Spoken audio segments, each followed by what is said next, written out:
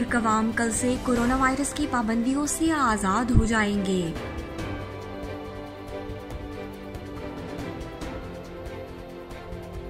1 جولائی سے معمولات زندگی بحال کرنے کا اعلان۔ سیاحتی مقامات، ریسٹورانٹس اور دیگر تجارتی و کاروباری مراکز معمول کے مطابق کھولے جائیں گے۔ کرفیو مکمل طور پر ختم۔ عالمی وبا کے خلاف کل سے ایک نئے دور میں داخل ہو رہے ہیں۔ صدر ایردوان کا آک پارٹی سے خطاب۔ کورونا وائرس سے ہونے والے سماجی اور معاشی نقصانات پر جلد ہی قابو پا لیں گے۔ ترک صدر کا عوام سے احتیاطی تدابیر پر عمل جاری رکھنے کی ہدایت۔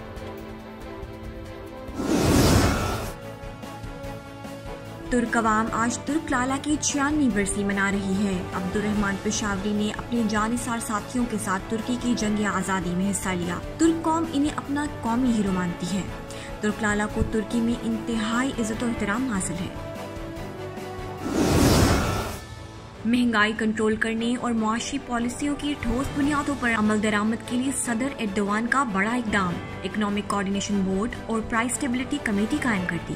متعلقہ وزارتوں کی وزراء کو بورڈ اور کمیٹی میں شامل کیا گیا ہے۔ ترکی میں ایمنیسٹی اسکیم کی مدت میں 6 ماہ کا اضافہ۔ غیر ملکی کرنسی، گولڈ اور اسٹاک مارکیٹ میں کی جانے والی سرمایہ کاری کے ذرائع کے بارے میں نہیں پوچھا جائے گا۔ سرمایہ کاری کو ٹیکس استثناء بھی حاصل ہوگا۔ البانیہ کا ترکی سے جنگی ڈرون طیارے خریدنے کا فیصلہ۔ البانی پارلیمنٹ نے ترکی سے دفاعی ہتھیار خریدنے کے لیے $9 ارب کی منظوری دے دی۔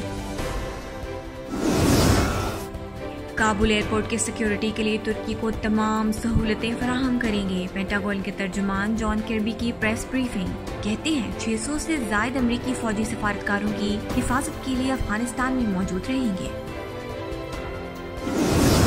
اور شہزادوں کا شہر۔